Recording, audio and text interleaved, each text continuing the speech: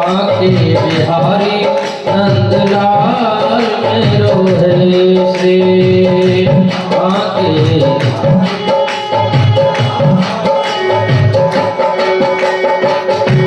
आके बिहारी नंदलाल मेरो है श्री श्री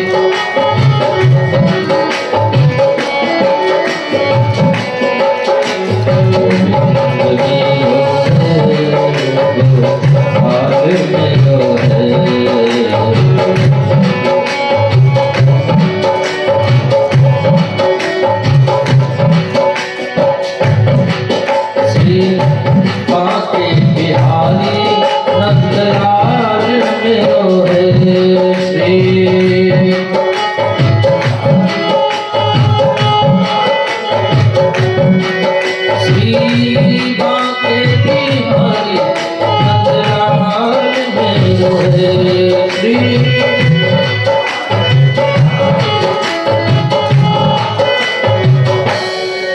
श्री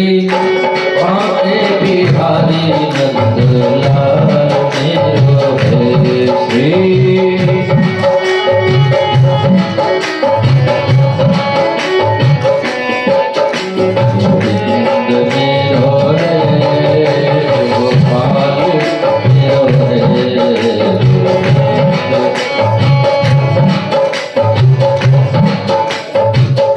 बोले गोविंद भगवान की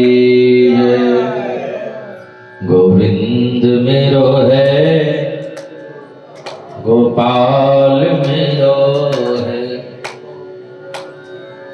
बोली गोपाल भगवान की कृष्ण कन्हैया लाल की जय जय श्री राधे जय जय श्री राधे जय जय श्री राधे।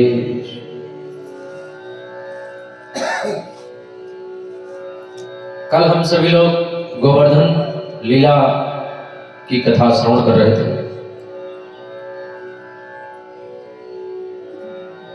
सत्रसवासी 56 प्रकार के भोग बनाए। गोवर्धन महाराज की पूजा के लिए सामग्री सजा करके लेकर के गए। गोवर्धन महाराज का पूजन किया, उनको भोग लगाया। भगवान शंकर भी आए। भगवान शंकर,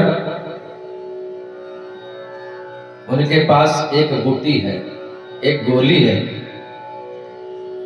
उस गोली को गोवर्धन महाराज को खिला दिया। अब तो गोवर्धन महाराज बोले, लाओ ब्रजवासियों भोग, लाओ ब्रजवासियों, लाओ ब्रजवासियों। जितना चढ़ाते जाए सब गोवर्धन महाराज खाते जाए, पाते जाए। ग्वाल वालों ने कहा, कन्हैया ये तेरा भगवान है कि क्या है? भगवान ऐसा थोड़ी होता है कि खाता है, हैं? ये सबरे खा जाएंगे कि कछ हम लोगों को भी प्रसाद प्रसाद छोड़ेंगे? बोले नहीं नहीं, ऐसे बात नहीं करते। हाँ, ये तो प्रत्यक्ष देवता है।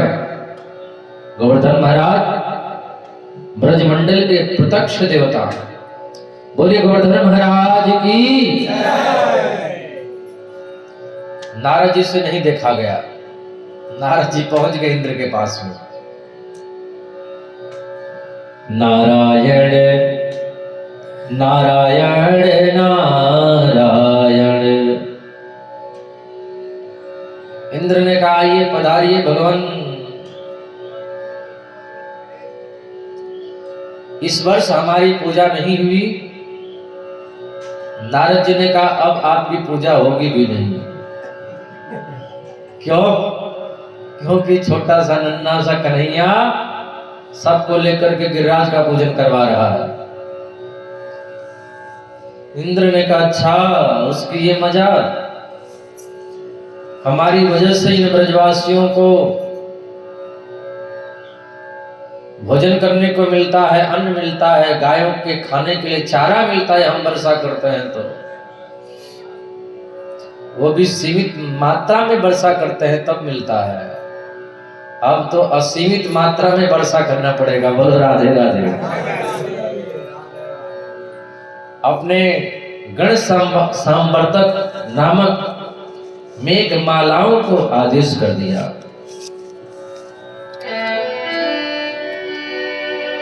गणं सांवर्तकं नाम मेघानां चान्तकारिणाम् इंद्रः प्राचोदयत् क्रुद्धो वाक्यं चायेषमन्वितः। गण सांवर्तक नामक मेघ मालाओं को आदेश कर दिया, जाकर के इतने जोर से बारिश करो कि पूरा का पूरा ब्रजमंडल बह जाए। अब तो बादल गरजने लगे, बिजली चमकने लगी, मूसलाधार बारिश होने लगी, सब घबराए। एकदम प्रलयकालीन दृश्य उपस्थित हो गया। देवराज इंद्र ने प्रलयकालीन दृश्य उपस्थित कर दिया। ब्रजवासी रोते रोते कन्हैया के पास में गए। कृष्ण कृष्ण महाभाग त्वं नाथं गोकुलं प्रभो। कन्हैया तुम्हें हमारे नाथ हो, रक्षा करो। भगवान ने कहा आंख बंद करो, कीर्तन करो, कीर्तन करो सब लोग। गिरिराज धरण प्रभु तुम्हारी शरण। जब विपत्ति पड़ती है तो बड़ा बढ़िया कीर्तन होता है, बोलो राधे राधे। ऐसे हम भगवान को याद नहीं करते हैं, और कभी कभी तो हम कहते हैं भगवान होते ही नहीं है। जब तक सुख रहता है तब तक दुनिया वाले तो दिखाई देते नहीं, भगवान भी दिखाई नहीं देते हैं। जब तक सुख मिलता है तब तक दुनिया वालों को हम लोग कुछ नहीं समझते हैं, और भगवान को भी कुछ नहीं समझते हैं। लेकिन जरा सा घर में कुछ हो जाता है तब पता चलता है।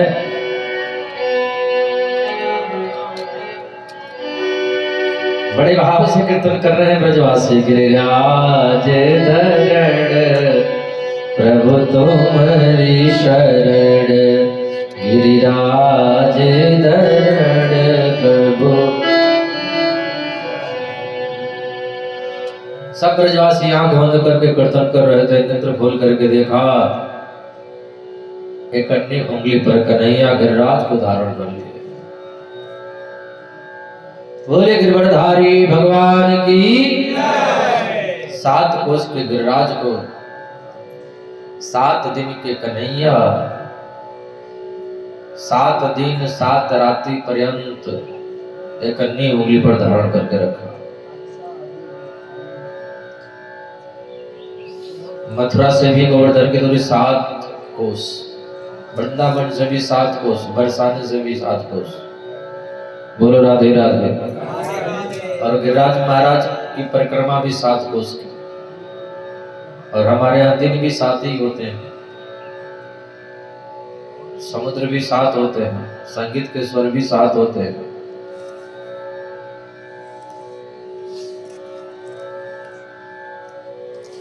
इसलिए श्रीमद् भागवत कथा भी 7 दिन की होती है। बोलो राधे राधे।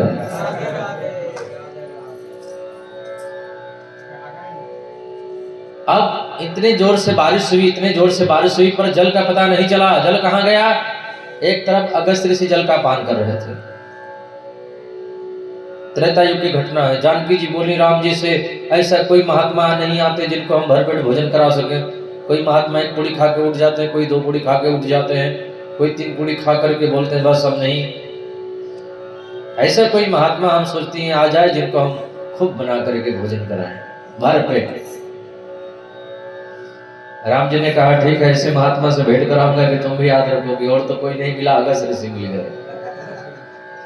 अगस्त्य ऋषि को बैठा दिया। जानकी जी पुड़ियां बेलने लगी। 1 दिन बीत गए, 2 दिन बीत गए, खाते ही जा रहे, खाते ही जा रहे, रुकने का नाम ही नहीं लेते। 1 सप्ताह बीत गया खाते खाते। जानकी जी का हाथ दुख गया, बाहों में सूजन हो गई। रिद्धियों सिद्धियों को बुला ली, वो भी पुड़ियां बेल ली, आधा भंडार खाली हो गया। जानकी जी बोली बाप रे, बाबा का पेट है कि इंडिया का गेट है, बंद होने का नाम ही नहीं लेता। जानकी जी हाथ जोड़ करके बोली प्रभु कुछ करो। राम जी बोले खिलाओ, तुम बहुत बोल रही थी। खिलाओ। जानकी जी बोली हमें क्या पता कितना खाते हैं, अब कुछ करो कि ये रुक जाएं। राम जी पहुंचे, हाथ जोड़ लिए, बाबा आधा पेट भोजन जब हो जाता है तो थोड़ा जल पी लेना चाहिए, थोड़ा जलपान कर लीजिए। अगस्त ऋषि ने कहा भी आधा नहीं हुआ, आधा हुआ तब तो जलपान करे, बोलो राधे राधे। राम जी हाथ जोड़ लिए, जानकी जी थक गई है, जाने दो प्रभु। अगस्त ऋषि ने कहा अच्छा लाओ जल पिला दो। राम जी ने कहा जल अभी नहीं पिलाएंगे, भोजन इतने किए तो जल कितना पियोगे, पूरा टंकी खाली हो जाएगा। है एक काम करो, द्वापर में जब इंद्र बरसात करेगा उसी समय जल पी लेना। यहाँ अगस्त ऋषि जल का पान कर रहे हैं, एक तरफ भगवान श्री कृष्ण का चक्र सुदर्शन जल को सुखा रहा है। इंद्र आकर के देखा ब्रजमंडल में धूल उड़ रही है, समझ गए कि कोई साधारण ग्वाला नहीं है, ये कोई साधारण नंद का छोरा नहीं है, ये कोई साधारण यादव नहीं है, ये साक्षात परमात्मा है। इंद्र चरणों में गिर पड़ा, भगवान से कहा प्रभु मुझे इंद्र नहीं बनना है, इंद्र किसी और को बना दो, मुझे ब्रजमंडल में कीट पतंग बना दो, मुझे ब्रज में वास करने की इच्छा हो रही है, ब्रजमंडल में रहने की इच्छा हो रही है। लग रही आस करो ब्रजवास तलहटी, गोवर्धन की मैं, गोवर्धन की मैं तलहटी, गोवर्धन की मैं,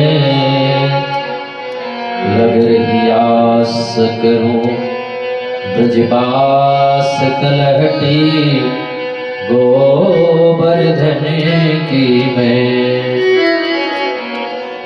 बार बार इंद्र भगवान की स्तुति करके, भगवान को प्रणाम करके, परिक्रमा करके सीधे इंद्र लोक चला गए। आज कृष्ण बलराम गाय चराने गए, गाय चराते चराते बहुत दूर चले गए। कृष्ण बलराम को बड़ी जोरों से भूख लगी है, ग्वाल बालों से कहा ये जो सामने गांव दिखाई दे रहा है ना, वहां से कुछ मांग कर ले आओ। ग्वाल बाल गए, ब्राह्मण लोग यज्ञ कर रहे थे, उनसे निवेदन किया हे भूमि देवा शृणुत कृष्णस्यादेश कारणः। पंडित जी हम कृष्ण महाराज कृष्ण के आदेश का पालन करके आए हुए हैं, उनको बड़ी जोरों की भूख लगी है, कुछ खाने को मिलेगा। वे लोग तो कुछ बोले ही नहीं। जब वे लोग कुछ नहीं बोले लौट करके चले आए। कन्हैया ने कहा क्या ले आए, बोले कुछ नहीं। वे लोग तो हमसे बातें नहीं कर रहे हैं। कन्हैया ने कहा हमने कहा था घर से मांग के कुछ ले आओ, बोले घर ही तो गए थे। कन्हैया बोले ईंट पत्थर के मकान को घर थोड़ी कहते हैं, गृहिणी को ही घर कहा जाता है। बोलो राधे राधे। धर्म पत्नी को ही घर कहा जाता है। न गृहम गृहमित्या हो गृहिणी गृहमुच्यते। जिस घर में जिस मकान में गृहिणी नहीं हो, मकान नहीं हो तो मरघट है। बोलो राधे राधे। दोबारा ग्वाल बाल आए, ब्राह्मण पत्नियों से निवेदन किया। ब्राह्मण पत्नी अपने हाथ से भोजन करा, अपने हाथ से भोजन प्रसाद बना करके स्वर्ण थाली में सजा करके लेकर के गई और कन्हैया को अपने हाथ से भोजन करवाया। लौट करके आई, ब्राह्मणों ने कहा देवी हम लोग कितने दुर्भाग्यशाली हैं और आप लोग कितने भाग्यशाली हो। हम लोग यज्ञ करते करते, हवन करते करते थक गए, कन्हैया की एक झलक नहीं देख पाए और आप लोग कन्हैया को अपने हाथ से भोजन करा के आ रही हो। आप लोग तो महान हो। भगवान ने ब्राह्मण पत्नियों पर कृपा करी। आज नंद बाबा एकादशी का व्रत किए। रात्रि के 12 बजे जमुना जी में स्नान करने चले गए। वरुण के दूतों ने नंद बाबा को पकड़ करके वरुण लोक लेकर के चले गए। कृष्ण को पता चला, कन्हैया को पता चला, यमुना जी में डुबकी लगाए और सीधे पहुंच गए वरुण लोक। वरुण देवता ने देखा आज तो हमारे दरवाजे पर, आज तो हमारे यहाँ भगवान आए हैं। स्वागत किया और बोला आज हम पावन हो गए, पवित्र हो गए, हम धन्य धन्य हो गए, कृतकृत्य हो गए। कन्हैया बोले क्यों हो गए? बोले आपके दर्शन मिले हैं प्रभु, आपके चरण, आपके पाद कदम हमारे दरवाजे पर पड़े हैं, हमारे पितृ तृप्त हो गए। कन्हैया ने कहा ये जिनको पकड़ के बांधे हो मालूम है ये कौन है? कौन है? बोले ये हमारे पिताजी हैं। अब तो वरुण देवता का पसीना छूटने लगा, चरणों पर गिर पड़ा। अजानता माम के नाम बूढ़े नावेदिना आनितोयम तद्विदा तद्भवान् क्षन्तुमर्हति।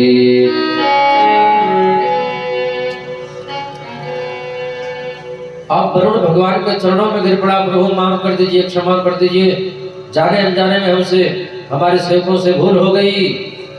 तो भगवान नंद बाबा को वरुण से छुड़ा करके लेकर के आए। अब जिस लीला के बारे में चर्चा करने जा रहे हैं भगवान सुखदेव, वो है रास लीला, रास पंचाध्यायी। श्रीमद् भागवत महापुराण साक्षात भगवान श्री कृष्ण है। भागवत महापुराण में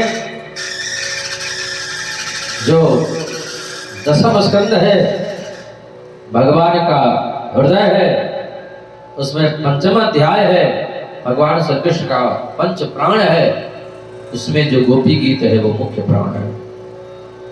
गोपियां ये साधारण कोई स्त्रियां नहीं है। त्रेता युग में भगवान राम जब दंडक वन में गए तो जितने ऋषि महर्षि थे सब यहाँ गोपियां बन करके आए। सबको भगवान से मिलने की आकांक्षा हुई, सब यहाँ गोपियां बन करके आए। भगवान राम जब मिथिला में गए तो मिथिलानियां सब यहाँ गोपियां बन करके आई हैं। जब बलि के यहाँ गए, 52 भगवान जितने दैत्य कन्याएं थी वो सभी भगवान को देखी, भगवान के ऊपर मोहित हो गई, वो सभी यहाँ गोपियां बन के आई। मत्स्य कन्याएं, यक्ष कन्याएं, समस्त इतिहास पुराण वेद की ऋचाएं, सब लोग यहाँ मूर्तिमान गोपियां बन करके आए। गोपी का मतलब होता है समस्त इंद्रियों से कृष्ण रस का पान करना, यही तो गोपी का मतलब है। गो मतलब होता है इंद्रियां, पी का मतलब पीना। जो समस्त इंद्रियों से कृष्ण के रस का पान करे, कृष्ण की कथा का पान करे, वही तो गोपी है।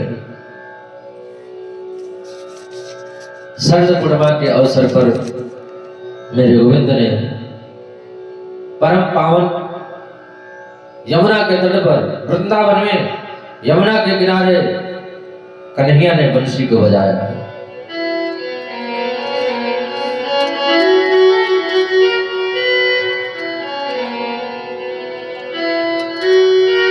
निशम्य गीतम तद्रंगबरधरम्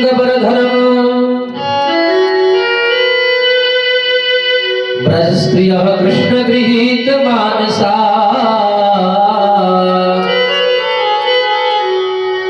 आजगमुरण्यो निवलक्षितो सयत्र कांतो जबलोल कुंडला।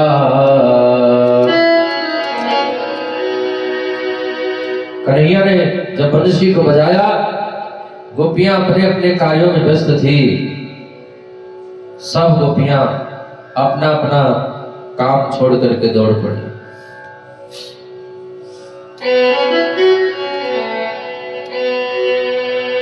ऐ श्याम तेरी बंसी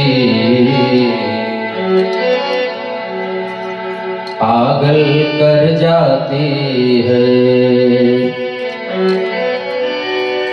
ऐ श्याम तेरी बंसी पागल कर जाती है। मुस्कान तेरी मीठी, मुस्कान तेरी मीठी घायल कर जाती है। एक गोपी गाय दुह रही थी, इतने में बज गई बंसी। गाय दुहने वाला बर्तन न जाने की तरफ रख दिया, दौड़ पड़े वृंदावन। एक गोपी अपने बच्चे को दूध पिला रही थी, बंसी को सुन लिया, बच्चे को पालने में सुला दी, दौड़ पड़ी वृंदावन। एक गोपी श्रृंगार कर रही थी, एक गोपी श्रृंगार कर रही थी, इतने में बज गई बंसी। अब जो होठों पे लगाना चाहिए उसको आंखों में लगाने लगी, जो आंखों में लगाना चाहिए उसको होठों पे लगाने लगी। बोलो राधे राधे।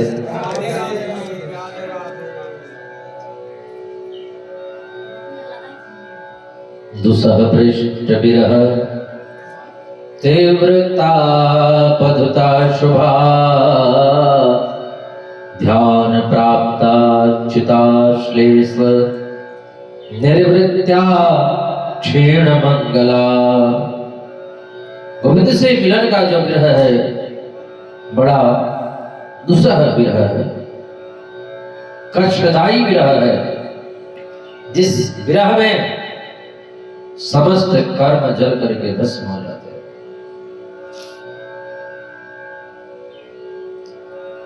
गोपियां यमुना के किनारे पहुंचे वृंदावन में, तो गोविंद ने गोपियों का स्वागत किया।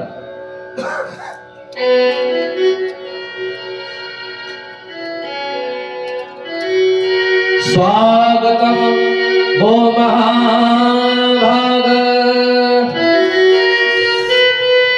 प्रियं किं कर्माणि वः तजस्या नामयं कश्चित् भूता गमन कारणम्। स्वागतम सुस्वागतम, हे महाभागाओं, हम आपका स्वागत करते हैं। आप लोग क्यों आई?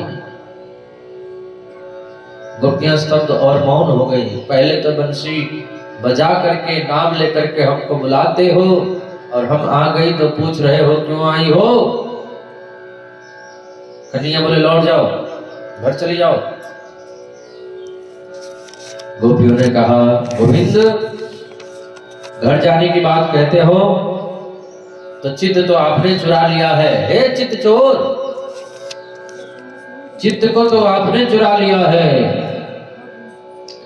और अगर हम घर चले जाएं तो घर जाकर के करेंगी भी क्या? घर तो जाना चाहती हैं, लेकिन पैर राजी नहीं होते घर जाने के लिए। कन्हैया ने कहा तुम्हारे सास ससुर बेटा बेटी पति सब घर पर इंतजार कर रहे होंगे। गोपियों ने कहा सब हमने छोड़ दिया,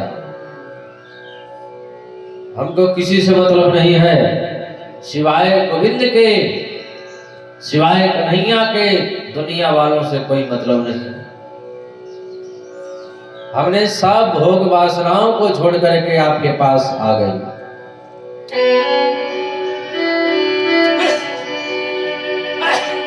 सत्यज सर्व विषयान स्वपाद मूल, सब प्रकार के विषयों को, भोग वासनाओं को, सब भोग वासनाओं को छोड़ करके आपके पास में आ गई हैं। मैवम विभुरति भवान सत्यज सर्व विषयान स्वपाद मूल भक्ता भजस्व दुर्वग्रहमा तेजस्मान देवो यथा पुरुषो भजते मोक्षम। ये कन्हैया, हमको स्वर्ग नहीं चाहिए, हमको वैकुंठ नहीं चाहिए, हमको मुक्ति भी नहीं चाहिए।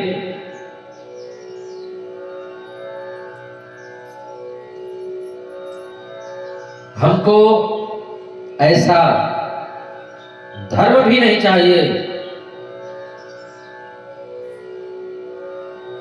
जिससे आपका वियोग हो। आपको प्राप्त करने के लिए यदि हमको नरक में भी जाना पड़ेगा तो वो नरक हमारे लिए नरक नहीं है, हम नरक में भी जाने को तैयार हैं। कन्हैया समझ गए कि गोपियां जाने वाले नहीं हैं।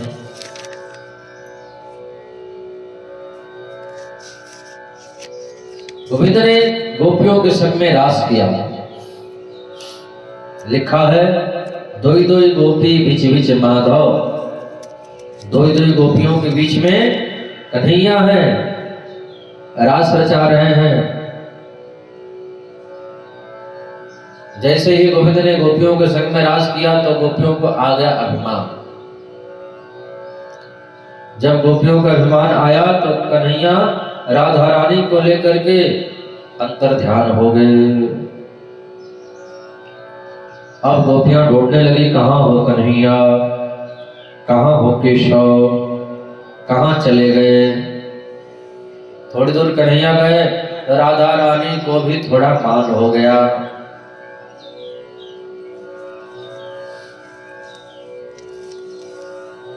राधा जी को भी थोड़ा मान हो गया कि कन्हैया गोपियों से ज्यादा हमसे प्रेम करते हैं। और जैसे ही राधा रानी को मान हुआ, राधा जी बोली, जी मुँह को कहाँ लिए जा रहे हो, मुँह को तो मुँह पे चलो ही ना जाए। कन्हैया ने कहा चला नहीं जाता तो हमारे कंधे पर बैठ जाओ। राधा रानी जैसे ही गोविंद के कंधे पर बैठने के लिए गई, राधा जी को भी छोड़ करके कन्हैया अंतर ध्यान हो गए। अब तो गोपियां ढूंढते ढूंढते राधा जी के पास में पहुंची। राधा रानी बोली, जो हाल तुम्हारी है वही हाल हमारी है। राधा के संग में सब गोपियां मिलकर के यमुना के किनारे गई और वहां पर जाकर के एक बहुत ही सुंदर, बहुत ही प्यारा, बहुत ही प्रसिद्ध गीत को गाया है भागवत में, जिसको गोपी गीत कहते हैं।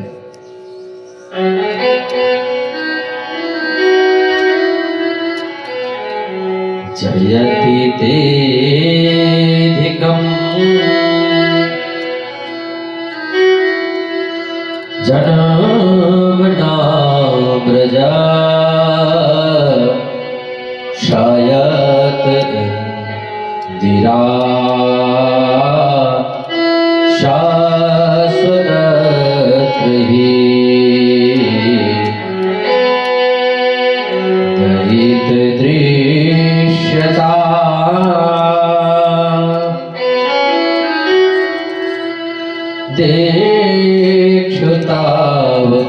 देक्षुतावकाश त्वयि धृता त्वापि जन्मते।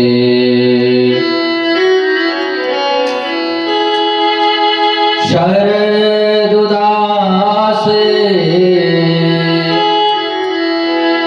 साधु जात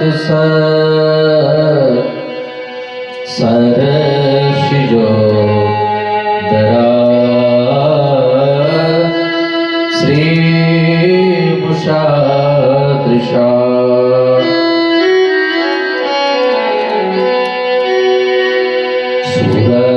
सुरतनाथ ते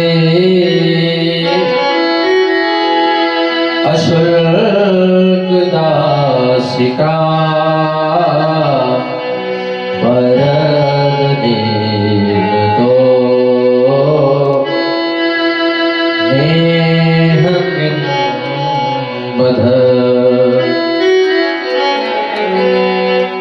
जयति तेधिकम् जन्मना व्रज। हे केशव, हे कन्हैया, ब्रजमंडल की महिमा पहले तो थी ही, पर जब से आपका ब्रजमंडल में जन्म हो गया तब से इसकी महिमा और ही ज्यादा बढ़ गई। हे गोविंद, आप हमको छोड़ करके कहां चले गए? हम तो आपकी दासी हैं, अशुल्क दासिका, बिना मोल की दासी हैं। हे कन्हैया, आप आओ, हमें दर्शन दो।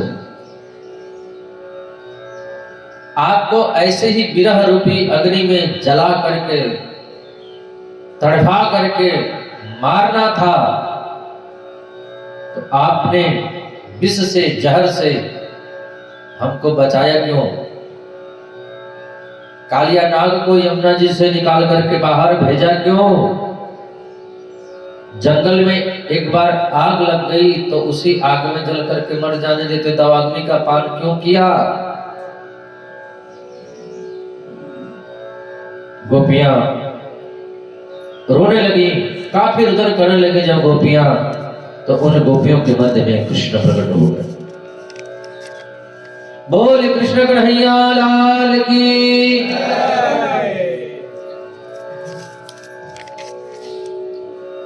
गोपियों ने कहा, देवियों,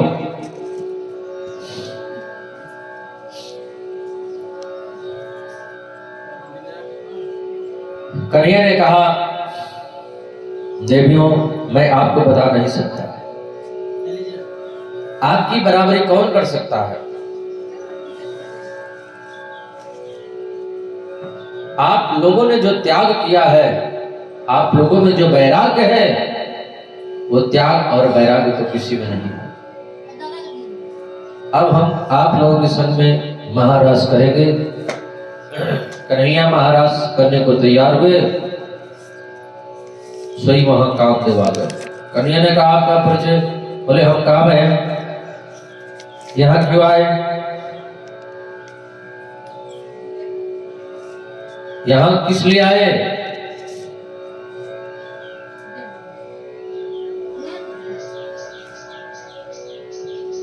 बोले, जहां पर सुंदर स्त्री और सुंदर पुरुष होते हैं वहां तो हम आ ही जाते हैं। कन्हैया ने कहा, याद करो, रामावतार में जला करके, रामावतार में हमने तुम्हारी दाल गलने नहीं दी थी, और शिव जी के रूप में जला करके भस्म कर दिया। कामदेव ने कहा, तपस्या करने वाले को जलाता हो तो दिक्कत करता हो तो जलना ही पड़ता है। और राम जी एक पत्नी व्रत धारण किए, इसलिए हमने कुछ नहीं बिगाड़ पाया। और यहाँ तो आप अकेले हो, लाखों की सुंदरी गोपियां हैं, त्रिभुवन नीलमणि सुंदर आप हो, आलिंगन करके गलवैया देकर रास रचाओगे, इधर तो हमारे बाण चलने वाले हैं। कन्हैया ने कहा, सुन लो कामदेव जी, यहाँ पर हम तुमको अब अनोखे तरीके से जीतेंगे। लाखों विश्व सुंदरी गोपियों के बीच में रह करके हम काम को जीत करके दिखाएंगे। बोलो राधे राधे। ये काम लीला नहीं है राजन, काम को जीतने की लीला है। आइए हम लोग 2 मिनट रास में सम्मिलित हो जाए। पादन्या सैर भुज विदुद्वी सस्मितैर भोविलासैर मध्यशल कुछ पटैल कुंडलैर गंडलोलई स्वेदन मुख्य कबर रसना ग्रंथि कृष्ण बद्ध हो गायन्त्य स्तम तटित युवता मेघ चक्रे ब्रेजु। लिखा है, जितनी गोपियां थी उतने स्वयं कृष्ण बन गए, आलिंगन करके गलवैया देकर रास रचा रहे हैं। कोई गोपी थक जाती तो कन्हैया उनके चरण ही दबाने लगते। बोलो राधे राधे। जहां बैठे पलोटत राधिका पायन, शिवा कुंज में किशोरी जी राधा रानी थक गई थी, कन्हैया उनके चरण दबाने लगे, वही तो शिवा कुंज है। आकाश मंडल में भीड़ लगी है, देवांगनाएं मूर्छित हो गई, चंद्रमा सशंकित हो गया, भोले बाबा से नहीं रहा गया। भोले बाबा ने पूछा, पार्वती से कहां जाते हो? पार्वती जी बोली, भगवान के रास में जाती है। भोले बाबा ने कहा, हम भी चलेंगे। पार्वती जी बोले, वहां किसी पुरुष का प्रवेश नहीं है। भोले बाबा ने कहा, तो हमको स्त्री बना लो।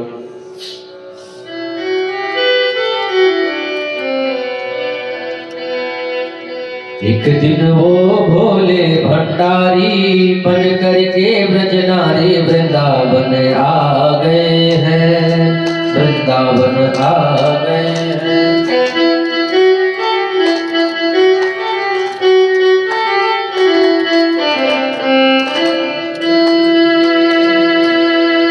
पार्वती जी मना के हारी, ना माने त्रिपुरारी, वृंदावन आ गए हैं, वृंदावन आ गए हैं।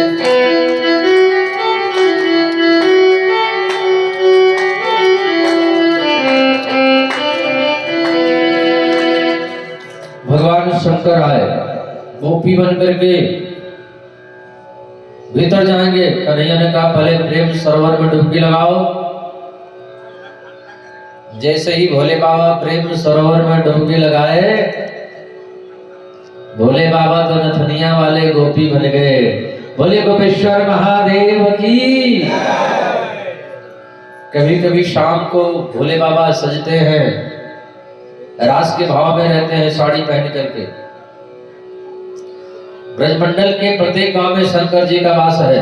हाँ, वृंदावन में गोपेश्वर महादेव के रूप में है, मथुरा में भूतेश्वर है, कामवन में कामेश्वर है, नंदगांव में नंदेश्वर है, गोकुल में आशीश्वर है। अब रास चला सो बहुत दिनों तक चला। ब्रह्मा जी की 6 महीने लगे थे। कहते हैं कि 71 बार चतुर्युगी बीत जाए तो एक मनवंतर होता है। कलयुग द्वापर त्रेता सतयुग 71 बार बीत जाए तो एक मनवंतर होता है। और 14 मनवंतर में ब्रह्मा जी का एक दिन होता है। तो भगवान ने जो रास किया, ब्रह्मा जी के 6 महीने के रात्रियों को आमंत्रित किया। कितना लंबा रास चला हुआ। बोल राधे राधे। रास जब समाप्त हो गया तो ब्रजवासियों ने भोले बाबा का वहीं मंदिर बनवा दिया। हाँ, माता जी ने देखा ये तो भीतर है, रास के रूप में है, समाधि लगी हुई है। माता जी ने देखा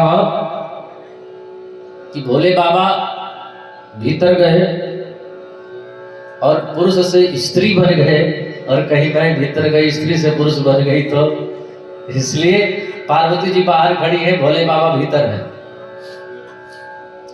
पार्वती जी कहती हम ले करके जाएंगे। भोले बाबा कहते हमको जाना ही नहीं है, हम तो इस रूप से तो यहीं रहेंगे। आज भी भगवान शंकर वृंदावन में गोपी बन करके हैं। बोले गोपेश्वर महादेव की।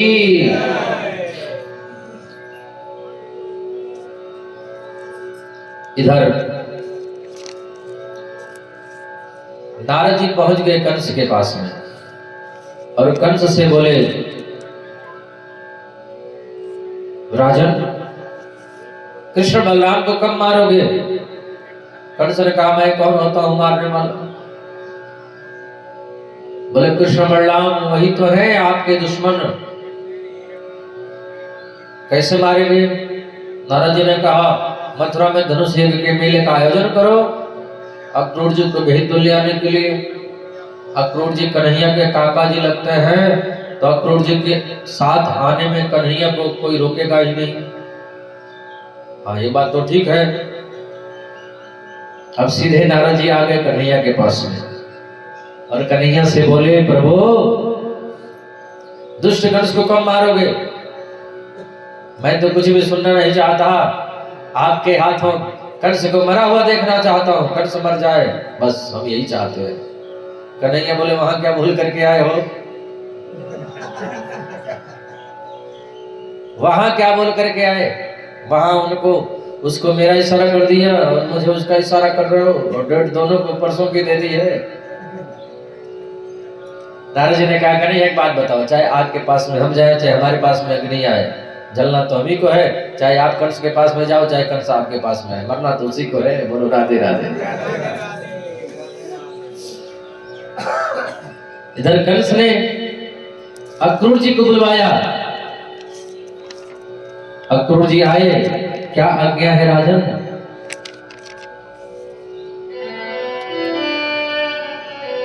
गच्छनन्दव्रजं तत्र सुतौ आनकदुन्दुभिः आसाते ताबिहानेन रथेनानयमाचिरम्। आपको नंद जी के गांव जाना है, नंद जी के यहाँ जाना है। हाँ, और वहां आनक दुंदुभी जो वसुदेव जी हैं, उनके जो पुत्र हैं कृष्ण बलराम को लेकर के आना है। अक्रूर जी ने कहा कृष्ण बलराम आ जाएंगे तो करोगे क्या? कंस ने कहा धोखे से मार देंगे। अक्रूर जी ने कहा राजन क्षमा करना, ये जो मनुष्य है ना सोचता बहुत है। कृष्ण बलराम को आप मारोगे कि वो आपको मारेंगे, ये तो आने वाला टाइम ही बताएगा। कंस ने कहा जाते हो कि नहीं? अक्रूर जी ने सोचा नहीं जाऊंगा तो दुष्ट है मार डालेगा। महाराज आपकी आज्ञा का पालन करना तो हमारा परम कर्तव्य है, जरूर हम जाएंगे। अक्रूर जी रथ में बैठ करके वृंदावन की ओर चले। मन में बड़े सुंदर मनोरथ आ रहे हैं, बड़े सुंदर भाव आ रहे हैं, बड़े सुंदर विचार आ रहे हैं। बोलो राधे राधे। जब हम लोग भी वृंदावन की ओर यहाँ से चलते हैं तो हम लोग के भीतर में बड़े सुंदर भाव आते रहते हैं।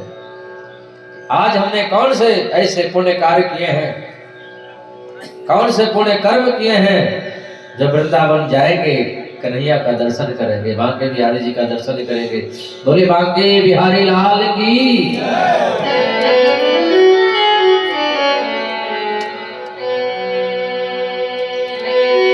किम मया चरितं भद्रम किम तप्तं परमं तपः किम आखाकर्हते दत्तं यत्र इच्छाम्यद्य केशवम्। अक्रूर जी के मन में बड़े सुंदर भाव उत्पन्न हो रहे हैं। किम मया चरितं भद्रम, मैंने ऐसा कौन सा कल्याण का काम किया है, मैंने ऐसे कौन से पुण्य के काम किए हैं जो आज चल करके इन नेत्रों से कृष्ण बलराम का हम दर्शन करेंगे, इन नेत्रों से हम श्याम सुंदर को देखेंगे। जहां से वृंदावन की सीमा प्रारंभ होती है। अक्रूर जी रथ से नीचे उतर गए।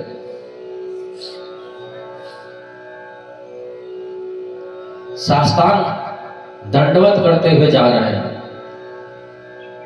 वृंदावन की धूली को बार बार माथे से लगाते हुए जा रहे हैं। कृष्ण और बलराम गाय चरा करके लौट रहे थे। देखा अक्रूर जी, काका जी लगते हैं, कृष्ण बलराम दोनों दौड़ करके गए, प्रणाम किया। अक्रूर जी ऊपर से आशीर्वाद दिए, पर भीतर से वो भी प्रणाम कर रहे हैं, क्योंकि अक्रूर जी काका जी लगते हैं। कन्हैया ने कहा काका जी मैया को बिल्कुल मत बताना कि हमको कंस ने क्यों बुलाया है, नहीं तो मैया तो रोते रोते मर जाएगी। यशोदा जी ने पूछा अक्रूर जी कैसो कैसो पधारनो भयो है। अक्रूर जी ने कहा देखो मैया बात ऐसी है कि मथुरा में धनुष यज्ञ का मेला है, सब लोग मेला घूमने जा रहे हैं, हमने सोचा कृष्ण बलराम को भी ले जाएं। अब तो मैया यशोदा के हाथ से जल का पात्र नीचे गिर गया। तूने कैसे सोच लिया कि मैं कृष्ण बलराम को मथुरा जाने दूंगी? जिस दिन से हमारे लाला का जन्म हुआ है, कंस ने एक भी दिन चैन से नहीं रहने दिया, और तुम चाहते हो कि काल के काल में अपने लाल को भेज दूं? ये संभव ही नहीं है। कन्हैया पास में पहुंच गए। भैया तू तो हमको कहो जानना दे, दुनिया के बालक जब मेला देखने जाते हैं आखिर हमारा भी तो मन होता है। मैया ने सोचा आखिर मैं कब तक घर में रखूंगी। नंद बाबा ने कहा देवी तुम मन में विचार मत करो, हम साथ में लेकर के जाएंगे और साथ में लेकर के चले आएंगे। मैया ने हाँ तो कह दिया, पर मैया यशोदा के आंखों के आंसू ही नहीं थमते। पूरे ब्रजमंडल में बात हवा की तरह फैल गई, कल कृष्ण बलराम मथुरा चले जाएंगे। आज शाम को रात्रि में गौशाला में गायों ने चारा ही नहीं खाया, हित अनहित पशु पक्षी हो जाना। रात में ब्रजवासियों के घर भोजन ही नहीं बना। रात्रि के 12 बजे कन्हैया की नींद खुली, देखा बिस्तर पर मैया नहीं है। मैया मैया मैया मैया मैया चिल्लाए, देखा तो मैया यशोदा बाहर बरामदे में खम्भे से सिर लगा करके बैठ करके रो रही है। मैया, हाँ लाला, तू काहे को रोवे? मैया ने कहा, लाला तू मथुरा चलो जावे को तो मालूम है ना मैं कैसे रहूंगी। तू गाय चरावे जावे तो एक एक पल एक एक युग के समान बीते हमारो। अपने नन्हे से हाथों से कन्हैया मैया यशोदा के अस्त्रों को पूछ रहे हैं। मैया, परसों आगमिष्याम, मैं परसों आ जाऊंगा, तुम मन में बिल्कुल विचार मत करियो। बार बार मैया यशोदा को समझाते हैं, बार बार नंद रानी यशोदा को प्रभु समझाने का प्रयास करते हैं। नंद बाबा और कन्हैया के मित्र तो पहले ही चले गए। अक्रूर जी ने कहा, लाला रथ तैयार है, अब चलना चाहिए। कृष्ण और बलराम रथ पर बैठे। भैया परसों आगमिष्याम, हम परसों आ जाएंगे। हाँ तो कर दिया मैया ने, पर धड़ाम से जमीन पर गिर पड़ी। गोविंद ने महल का दरवाजा खोल करके देखा। महल के दरवाजे पर द्वार पर हजारों गोपियों की भीड़ लगी है। सामने मैदान में गोपियों के नेत्रों से प्रेम के पनारे निकल रहे हैं। गौशाला की ओर देखा, गायों के नेत्रों से भी अश्रुधार बह रही है। पूरा ब्रह्मंडल रो रहा है। गोविंद ने गोपियों को प्रणाम किया। रथ में जैसे ही बैठने के लिए चले, गोपियों के मुख से सुंदर बात निकली।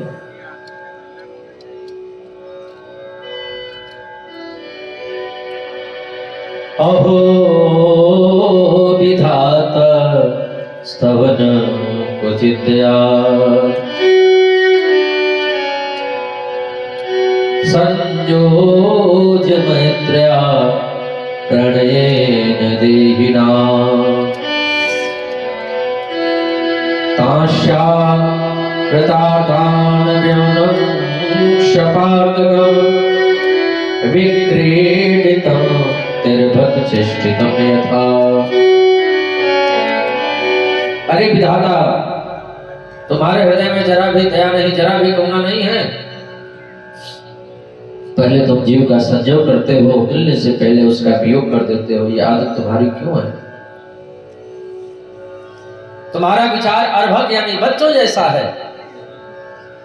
बच्चे को कितना भी महंगा खिलौना क्यों न दे दो, उस खिलौने को तोड़ देता है। बच्चे का क्या गया, खिलौने की जान तो गई। अरे विधाता, संसार वालों को तुमने खिलौना समझ रखा है। पहले तुम जीव का संयोग करते हो, मिलने से पहले उसका वियोग कर देते हो। ये आदत तुम्हारी क्यों है? हमें तो लगता है कि क्रूर के रूप में तुम ही, हमें तो यह लगता है कि अक्रूर के रूप में तुम ही क्रूर बन करके आए हो। किसने तुम्हारा नाम अक्रूर रख दिया? तुम तो क्रूर हो। हमारे शरीर से हमारे प्राणों को लिए जा रहे हो। कितना मंगलमय सुप्रभात होगा मथुरा की उन ब्रजांगनाओं का, लेकिन हमारे जीवन की तो काली रात्रि का शुभारंभ होने वाला है। कल का सवेरा तो हम गोविंद के बिना ही बिताएंगे। एक गोपी बोली, तुम विधाता को पूछ रही हो, कन्हैया तो गए। अब तो गोपियां दौड़ पड़ी, दौड़ करके आकर के रथ के आगे सामने लेट गई। एक गोपी बोली, ऐसे मत लेटो, बड़े बड़े बूढ़े बूढ़े बाबा देख रहे हैं। बोले, किम्नो कृष्ण कुल बांधवा जरा। जब जीवन की भागदौड़ गोविंद को समर्पित कर दिया तो इन बंधु बांधवाओं से क्या डरना। रथ में गोविंद बैठ करके चले। राधा रानी को, ब्रज की गोपियों को प्रणाम करके बोले, देवताओं के समान लंबी उम्र पा करके भी मैं आप लोगों के ऋण से पूर्ण नहीं हो सकता। कृपया आप लोग हमें जाने की अनुमति प्रदान करें। मेरे गोविंद रथ में बैठ करके चले। थोड़ी दूर रथ चला ही होगा, मैया यशोदा की मूर्छा टूटी। लाला कहाँ है? बोले कन्हैया तो गए।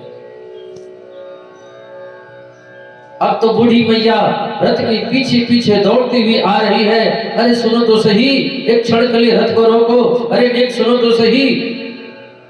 गोविंद बलराम ने देखा बूढ़ी मैया रथ के पीछे पीछे दौड़ती हुई आ रही है। रथ से कूद पड़े, तुरंत दौड़ करके मैया को हृदय से लगा लिया, लिपट गए, रोने लगे। अपने अश्रुओं से कृष्ण बलराम मैया यशोदा के सिर को भिगो दिया।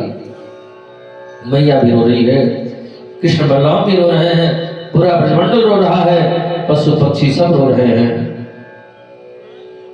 मैया बोली, लाला हाँ मैया, मुझको तो आज पता चली है कि तू मेरा पुत्र नहीं है।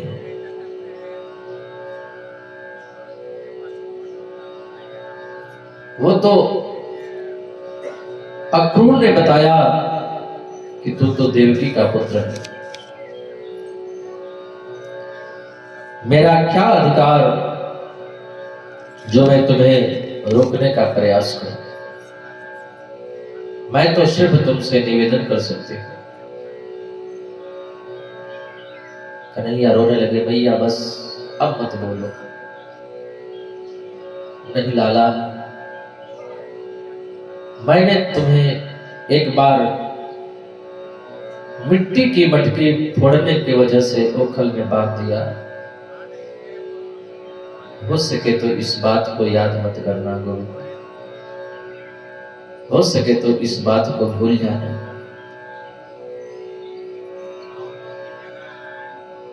गोविंद चरणों में गिर करके रोते हुए बोली, भैया मैं दुनिया की हर बात को कदाचित भूल सकता हूं, पर मैया यशोदा के प्रेम के बंधन को मैं कभी नहीं भूल सकता। तूने जो मुझे ओखल में बांधा, तुम्हारे प्रेम में सामर्थ्य है कि तूने ब्रह्म को भी बांध दिया। जिस ब्रह्म के आदि का पता नहीं है, जिस ब्रह्म के अंत का पता नहीं है, उस अव्यक्त अविनाशी परमात्मा को कोई ओखल में बांध सकता है। वो तो मैया यशोदा के प्रेम के बंधन का। मैया यशोदा के प्रेम में इतनी ताकत है कि जो ब्रह्म को भी ओखल में बांध सकती है।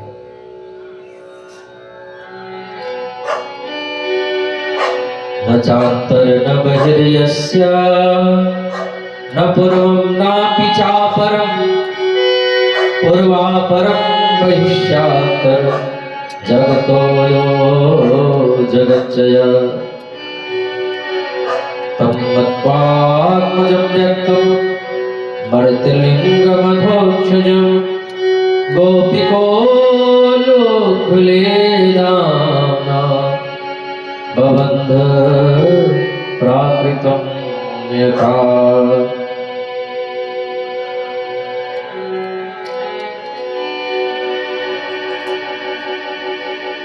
एवं ब्रह्मणा विरहातुरावृषम् व्रजस्त्रियः कृष्णवृषक्तमानसा विसृज्य लज्जामरुदः स्वसुस्वरम् गोविन्द दामोदर माधवेति। भैया मैं हर बात को कदाचित भूल सकता हूं, पर यह बात मेरे भूलने योग्य नहीं। मैया को प्रणाम किए, ब्रजमंडल की ओर देखा, नंद रानी यशोदा को प्रणाम करके, ब्रज गोपियों को, राधा रानी को प्रणाम करके गायों पर गोविंद ने देखा, गायों के नेत्रों से अश्रुओं के पनारे निकल रहे हैं। लता पता वृक्ष की डालियां सब रो रहे हैं, पूरा ब्रह्मंडल रो रहा है। मेरे प्रभु रथ पर बैठे हैं। छोड़ वृंदा विपिन कुंज जमुना पुलिन, श्याम मधुबन चले, श्याम मधुबन चले।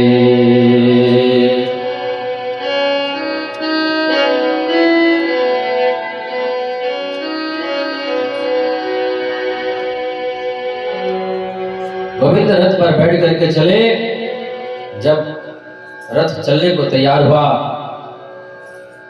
ब्रज की गोपियां राधा रानी मैया यशोदा टकटकी लगा करके रथ की ओर देख रही हैं। जब तक रथ दिखाई देता रहा, रथ से उड़ने वाली धूल दिखाई देती रही, जब तक रथ की ध्वजा दिखाई देती रही, तब तक ब्रज गोपियां राधा रानी मैया यशोदा हे गोविंद हे दामोदर हे माधव बस ऐसे विलाप करते रहे। तेरी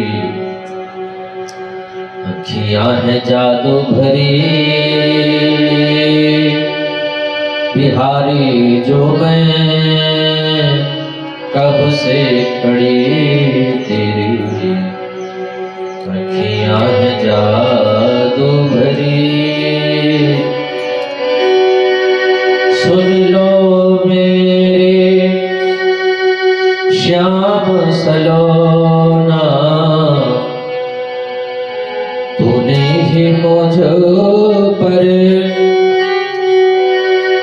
कर दिया टोना, कर दिया टोना। मैं तो तेरे ही दुआरे खड़ी, बिहारी जो मैं कब से खड़ी, तेरी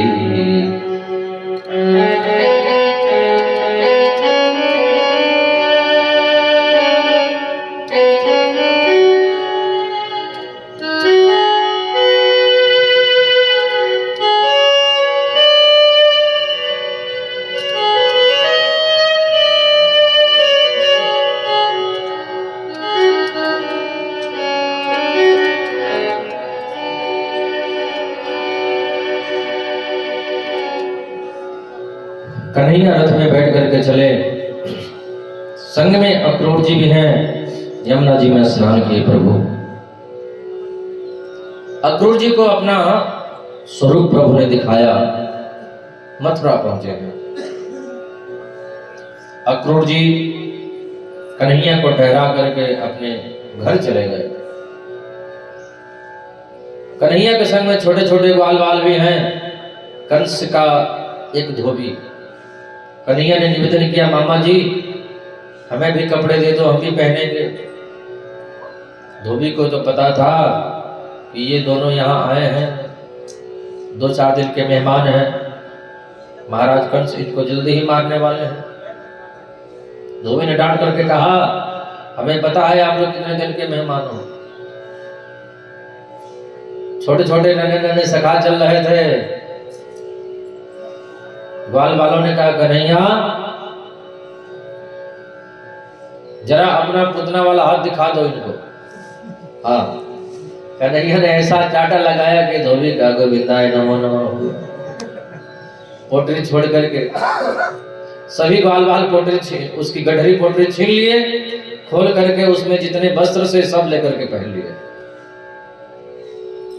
ग्वाल बालों ने कहा, हमें क्या पता था कि मामा के यहाँ इतना स्वागत होगा। हम लोग जिन कपड़ों को पहन करके गाय चराने जा रहे थे वही कपड़े पहन करके यहाँ चले आए। अब तो बढ़िया सुंदर ड्रेस है, लेकिन कंस के ड्रेस कपड़े बड़े बड़े राजा के कपड़े सब ग्वाल बाल लेकर के पहन लिए। अब बड़े बड़े कपड़े थे तो रास्ते में चल रहे थे तो झाड़ू लग रहा था। पूरा रास्ता साफ होता जा रहा है। एक सखा ने कहा, कन्हैया इन कपड़ों को पहन के हम लोग मैंगेनू जैसे लग रहे हैं, कुछ उपाय करो। कन्हैया ने कहा अच्छा चलते हैं। कंस का एक धोबी था, कंस का एक दर्जी, भगवान का बड़ा प्यारा भक्त था। भगवान को प्रणाम किया, पूजन किया। भगवान ने दर्जी से कह करके ग्वाल बालों के अनुरूप उनका वस्त्र बनवा दिया और प्रभु आगे गए। कंस की एक दासी थी जिसका नाम था त्रिवक्रा।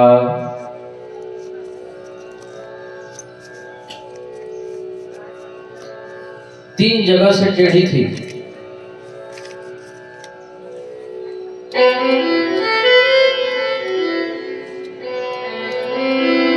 कन्हैया ने पूछा देवी आपका परिचय क्या है, आप कौन हैं? उसने कहा मैं कंस की दासी हूं, मेरा नाम है त्रिवक्रा।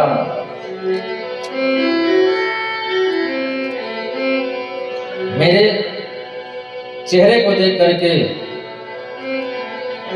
बहुत लोग हमसे घृणा करते हैं, बात नहीं करते हैं।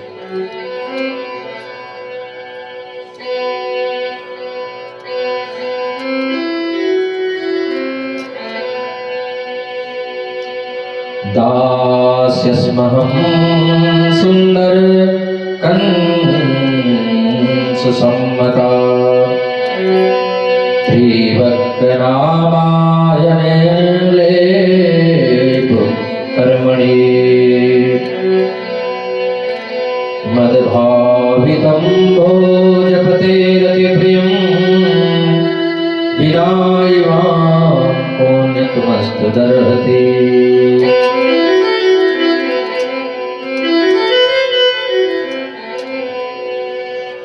मैं कंस की दासी हूं महाराज, मेरा नाम है त्रिवक्रा। मेरा जन्म कहाँ हुआ मुझे पता नहीं, जब आंखें खुली तो कंस के दरबार में मैं मिली। मेरा होश आया तो मैं कंस के दरबार में, मेरे द्वारा घिसा हुआ चंदन कंस को बहुत प्रिय है। कन्हैया ने कहा देवी जरा हमें भी चंदन लगा दो। कन्हैया को चंदन लगाई, मेरे गोविंद उस पर कृपा कर दी। हाँ, मेरे कन्हैया 3 उंगली उसकी ठोड़ी से लगाई और अपने चरण के अंगूठे से उसके चरण के अंगूठे दबाए। अब वो तो दिव्य सुंदरी बन गई। बोलो राधे राधे। बड़ा सुंदर उसका रूप बन गया। मूकम करोति वाचालम पंगुम लंघयते गिरिम यत् कृपातमहं वन्दे। भगवान कृपा कर देते हैं तो सब हो जाता है, कोई बड़ी बात नहीं है। हाँ, कुब्जा सुंदरी हो गई। एक सैनिक ने कहा महाराज आपने सबसे बड़ी गलती कर ली, कृष्ण बलराम को यहाँ पर बुलाकर। हाँ, क्या हुआ? बोले वो धोबी को मार दिया, दर्जी से कपड़े अनुरूप बनवा लिए। आपकी दासी त्रिवक्रा कंस ने कहा अभी तक चंदन लेकर के नहीं आई। बोले अब नहीं आएगी, वो तो सुंदरी बन गई। बोलो राधे राधे। कंस ने कहा जादू टोना जानता है क्या? बोले मालूम नहीं, पर उसको तो दिव्य सुंदर बना दिया। हाँ, कंस ने कहा मेरे सामने कोई जादू टोना नहीं चलेगा। एक माली था, सुदामा नामक माली, कंस को कन्हैया को माला पहना दिया। अब जहां पर धनुष रखा था मेरे प्रभु वहां पहुंच गए। बाएं हाथ से धनुष को उठाया गोविंद ने और जैसे ही प्रत्यंचा चढ़ाई धनुष के 2 टुकड़े हो गए। बोलो राधे राधे। इतनी जोर से शब्द हुआ, इतने जोर से आवाज हुई कि कंस गिरते गिरते बचा। आवाज काहे की आई? बोले महाराज आपने बड़ी भूल कर दी। कृष्ण बलराम को बुला करके शिव जी के धनुष को कृष्ण ने तोड़ दिया। हाँ, अब तो कंस को याद आ गया कि शिव जी ने कहा था इस धनुष को कोई तोड़ नहीं सकता और जो तोड़ देगा वो तुमको छोड़ नहीं सकता। अब तो समझ गया कि मेरा काल आ गया है, कृष्ण आ गया है, रात में सोए तो कृष्ण दिखाई दे, सपने में कृष्ण दिखाई दे, जागे तो कृष्ण दिखाई दे, कोई काला कपड़े पहन करके आ जाए तो डर जाए, कृष्ण आ गया, कृष्ण आ गया।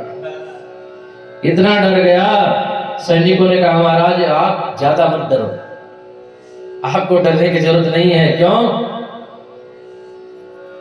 बोले धनुष टूट गया इसलिए आप डर रहे हैं, धनुष तो पुरानी हो गई थी, जंग लग गया तो टूट गई, आपको डरने की जरूरत नहीं है, हम मुष्टिचारणों अभी है ना प्रभु, अभी तो हमने मुख्य दरवाजे पर ग्वालिया पीड़ हाथी को खड़ा करके रखा है, कन्हैया और आगे बढ़े, हाथी को मार करके उसके दांत को हाथ में ले लिए और आगे बढ़े। कंस बैठा है 50 सीढ़ी ऊपर,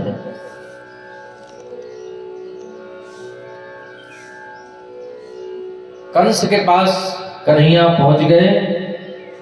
एक तरफ जटाधारी संत बैठे हैं, एक तरफ ज्ञानी जन बैठे हैं, एक तरफ चारों वेदों के विद्वान ब्राह्मण बैठे हैं, एक तरफ किसान लोग बैठे हैं, एक तरफ ग्वाल बाल बैठे हैं, एक तरफ युवती स्त्रियां बैठी हैं, एक तरफ बालक बालिकाएं बैठी हैं, एक तरफ बड़े बड़े योद्धा लोग पहलवान लोग बैठे हैं, और मेरे गोविंद कृष्ण और बलराम रंग भूमि में पधारे हैं। कन्हैया की बड़ी सुंदर झांकी है।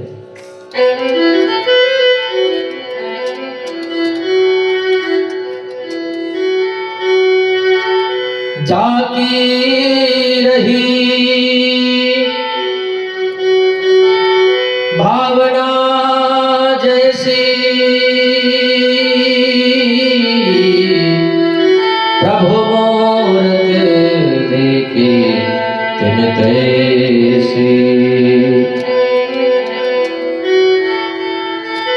मल्लानां सनृणां नरवर स्त्रीणां स्मरो मूर्तिमान्, गोपानां स्वजनो सतां चित्तभुजा, शास्ता स्वपित्रो शिशु।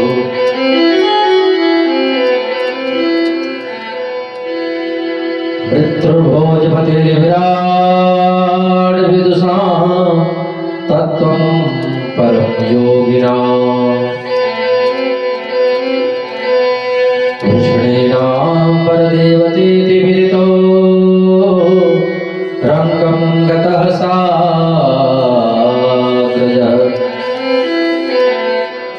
जागी रही भावना जैसी, प्रभु मूरत देखी थी तैसी, जिनका जैसा भाव रहा भगवान ने वैसा भगवान के उस रूप का दर्शन किया।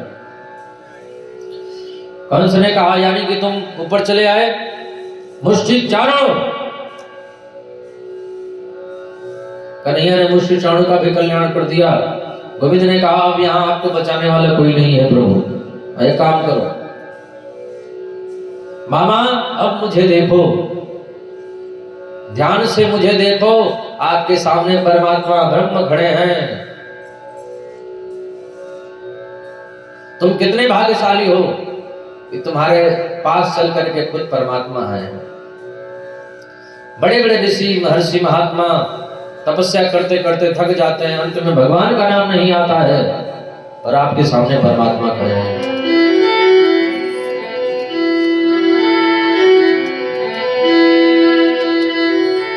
जन्म जन्म मुनि यतन कराही, अंतराम कही आवत नाहि। और कृष्ण में, कन्हैया में, कंस में युद्ध हुआ, लड़ाई हो गई। देखते ही देखते कन्हैया ने कंस का उद्धार कर दिया, गोविंदा के नमो नमः कर दिया। बोले कंस मर्दन भगवान की, कृष्ण कन्हैया लाल की जय। जय जय श्री राधे, जय जय श्री राधे, जय जय श्री राधे। कंस का उद्धार कर दिया मेरे गोविंद ने। जो लोग जेल में बंद थे सबको जेल से प्रभु ने मुक्त किया। नाना जी को भी जेल से मुक्त किए, पढ़ने के लिए अब गए। अब पढ़ने जा रहे हैं, गुरुकुल पढ़ने गए। यदुराई अल्पकाल विद्या सब पाई। संदीपनी गुरुजी के यहाँ उज्जैन में पढ़ने के लिए गए। गुरुजी की जितने पुत्र मरे पड़े थे सबको जीवित करके मानव गुरु ऋण से पढ़ करके गोविंद आए हैं। धनुर्विद्या का, राजनीति का, धर्म नीति का अध्ययन गोविंद ने किया है। आज महल के अटालिकाओं पर चढ़ करके कन्हैया ने जब वृंदावन की ओर देखा, मैया से मैंने परसों के आने की कही थी, मुझे बरसों तक नहीं जाना था तो मैंने परसों का नाम क्यों लिया। उद्धव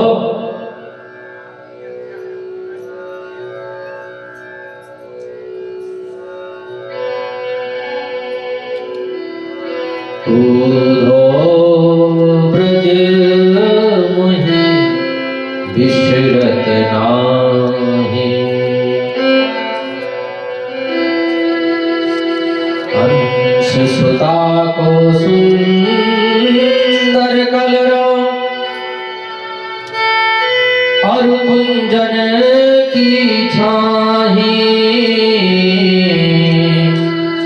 ब्रज मुहि विसरत नाहि।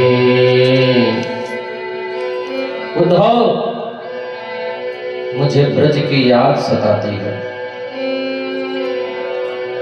मैया से बोल करके आए था, मैया परसों आगमिष्याम, परसों आ जाऊंगो।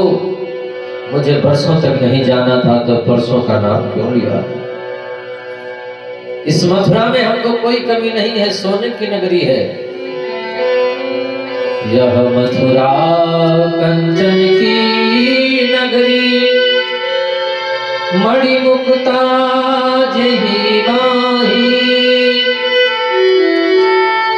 पर जब ही सूरत आवत वासुक की, जियउ मगत हुजो, जियउ मगत सुधि नाही। बूढ़ो ब्रज मुहि विसरत नाही।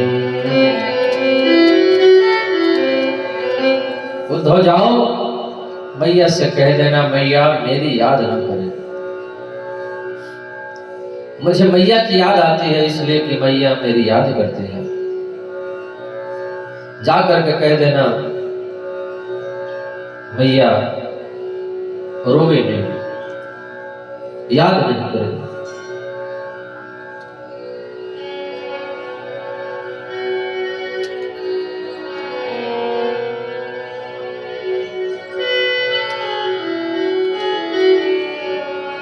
रोवे मत मैया,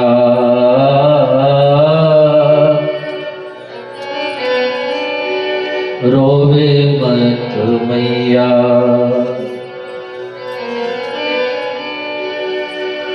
तेरो लाला दुख पावे। रोवे मत मैया, रोवे मत मैया,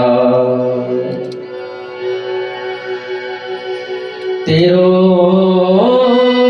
लाला दुख पावे। रोवे मत मैया, रोवे मत मैया।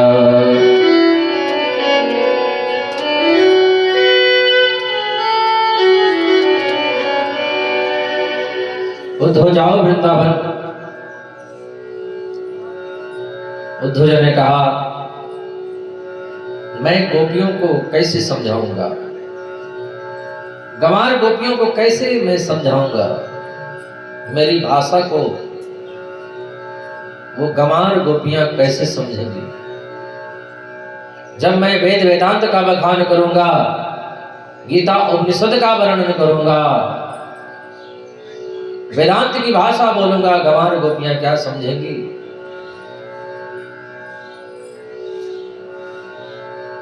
आपकी आज्ञा का पालन करना तो हमारा परम कर्तव्य है, लेकिन 2 घंटे से ज्यादा हम नहीं रुकेंगे वहां पे। जाएंगे, गोपियों को समझाएंगे, मैया यशोदा को समझा करके फट से चले आएंगे। कन्हैया ने कहा जाओ तो 2 घंटे में आओगे कि 7 महीने में आओगे, ये तो आने वाला टाइम ही बता देगा। बोलो राधे राधे। सुनो, हमारी कारी कमरिया ओढ़ करके जाओ, तभी तुमसे कोई बात करेगा, नहीं तो तुमसे कोई बात नहीं करेगा।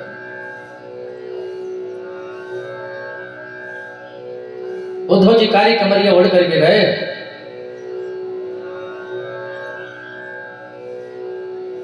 वृंदावन के करीब पहुंचे। उद्धव ने पूछा, मैया यशोदा के महल का मार्ग कोई बता सकता है? ग्वालवालों ने कहा, ये जो पनारा बह रहा है, ये जो नाला बह रहा है, ये कोई नाला नहीं है, कोई नदी नहीं है। जहां इसका उद्गम स्थल है, जहां से ये निकला है, वही मैया यशोदा का महल है। ये कोई नदी नाला नहीं है। हजारों गोपियों के नेत्रों से निकलने वाला आंसू, मैया यशोदा के नेत्रों से निकलने वाला आंसू, गायों के नेत्रों से निकलने वाला आंसू ही ये पनारा है। बस इसी के किनारे किनारे किनारे किनारे चले जाओ, वही मैया यशोदा का महल है। उद्धव जी ने कहा, बाप रे, मैं कहां चला आया? पहली ज्ञान की सीढ़ी उद्धव जी की यही टूट गई। मैया यशोदा के पास गए। मैया, मैं उद्धव मथुरा से आया हूं, सुनाता हूं संदेशा श्याम का जो साथ लाया हूं। मैया बोली, कौन है? अरे भैया धीरे बोलो, धीरे धीरे। क्यों? बोले, जोर से बोलोगे तो मेरा कन्हैया अभी जग जाएगा। मैंने अभी अभी लोरी गा गा के उसको जैसे तैसे माखन खिला करके, लोरी गा गा के अभी पालने में सुला करके आ रही हूं। जोर से मत चिल्लाओ, नहीं तो अभी लाला जग जाएगा। उद्धव ने कहा, बाप मैया, मैं तो उनको मथुरा छोड़ करके आया हूं। नहीं नहीं नहीं, मेरे लाला मुंह को छोड़ के कबू चाबी ना, वो पालना में सो रहा है। उद्धव ने कहा, मैया मुझे दर्शन कराओगी क्या? चलो। मैया उद्धव को लेकर के गई। पालने के पास में जा करके देखी तो पालना तो सोना पड़ा है। मैया धड़ाम से जमीन पर गिर पड़ी। मैं कितनी पागल हूं। अरे कन्हैया को तो मथुरा गए वर्षों हो गए, पर ये वही पालना है जिसमें मैं कन्हैया को झूला झुलाया करती थी। ये वही आंगन है जिसमें कन्हैया को नचाया करती थी। नाचे नंदलाल नचावे हरि की मैया, आज वो आंगन सोना पड़ा है। उद्धव, एक बार कन्हैया को बेजल की रोटी पर माखन रख के दे दिया।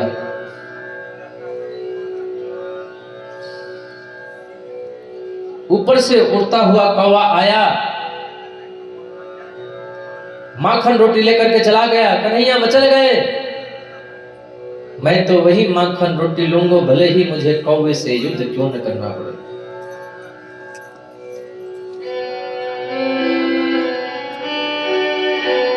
भोरी भरे अति सोहत श्याम जो, तैसी बनी सिर सुंदर चोटी, खेलत खात फिरे अंगना, पग पैजनि बाजत पीर कछोटी।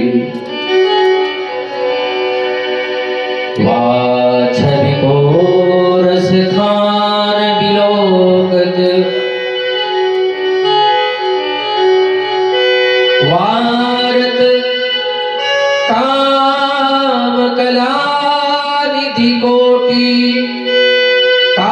के भाग कहा कहिए, हरि हाथ सुले गयो माखन रोटी। उद्धव आज ये आंगन सुना पड़ा है। रात भर मैया यशोदा जाग करके कन्हैया की एक एक बात उद्धव को सुनाई। सुबेरा कब हो गया पता ही नहीं चला। उद्धव ने कहा मैं कहाँ चला आया? मैया गोपियों से मिलना है। हजारों गोपियों के बीच में राधा रानी बैठी हैं। सभी गोपियां स्वप्न की चर्चा करती हैं। आज हमने स्वप्न में कन्हैया को देखा। आज स्वप्न में बंसी बजाते हुए देखा। राधा जी आपको स्वप्न नहीं दिखाई देता?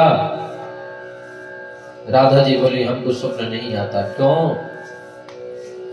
राधा जी बोली जिस दिन से हमारे प्राण बल्लभ श्री कृष्ण हमको छोड़ करके चले गए, उस दिन से हमको नींद ही नहीं आती है। और जब नींद नहीं आती है तो स्वप्न नहीं आता है, और स्वप्न नहीं आता है तो बताऊं कैसे? स्वप्ने पश्यन्ति या कांता धन्यस्ता सखियों सिदा, स्माकं तु गते कांते गता निद्रायपि भैरणी।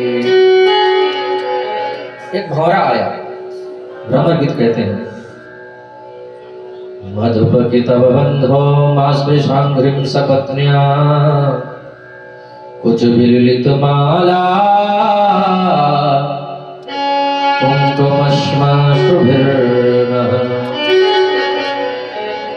भंवरे को गोपियों ने बहुत कुछ भला बुरा कह दिया। उद्धव जी आए, बोले देवियों हम आपकी बातों को सुन करके इस निर्णय पर पहुंचे हैं कि योग करो, ध्यान करो, योग करो। योग करके मन को एकाग्र करो, और मन एकाग्र करके उस एकाग्र मन से ब्रह्म का चिंतन करो। गोपियों ने कहा उद्धो मन ना भय 10-20, एक तो सो गयो श्याम संग को आराधेश। उद्धव ने कहा वो ब्रह्म है, परमात्मा है, निर्गुण है, निराकार है। उसका हाथ नहीं होता, पैर नहीं होता, उसका मुख नहीं होता। गोपियों ने कहा जो मुख नाही हतो तो कहो कि न माखन खाए। मुख नहीं होता तो माखन कैसे खाया? पैर नहीं होता तो गौ चराने गया कैसे? उद्धव तुम पागल हो गए हो। उद्धव तुम भय बोरे पाती लेके आए दौरे। तेरा योग कौन जाने, यहाँ रोम रोम श्याम है। कृष्ण तर कृष्ण मन, कृष्ण ही हमारो धर्म। आठो याम उद्धव, हमें श्याम ही सो काम है। मेरी सुनो, मेरी सुनो, मेरी सुनो कह करके, मेरी सुनो कह करके गोपियां रोने लगी। रोते रोते रोते रोते गोपियों के नेत्रों से अश्रुओं के पनारे निकल पड़े। वो अश्रुओं के पनारे एक प्रेम के सरोवर के रूप में परिणित हो गया। वो प्रेम का सरोवर एक भाव की नदी बन गई। वो भाव की नदी एक प्रेम का सागर बन गया। उस प्रेम रूपी सागर में उद्धव जैसे मनुष्य ने ऐसा गोता लगाया कि 6 महीने तक गोपियों के चरणों में पड़े रहे। और एक ही बात बोले, राधे तेरे चरणों की गर धूल जो मिल जाए, सच कहता हूँ मेरी तकदीर बदल जाए। उद्धव जी गोपियों को समझा करके कन्हैया के पास में आए। कन्हैया ने कहा उद्धव बहुत ज्ञानी बन रहे थे, अपने नेत्रों को बंद करो। उद्धव जी अपने दोनों नेत्रों को बंद किए। उद्धव जी के नेत्र खोलते ही कन्हैया की बगल में राधा रानी प्रकट हो गई। बोले राधा रानी सरकार की, कृष्ण कन्हैया लाल की।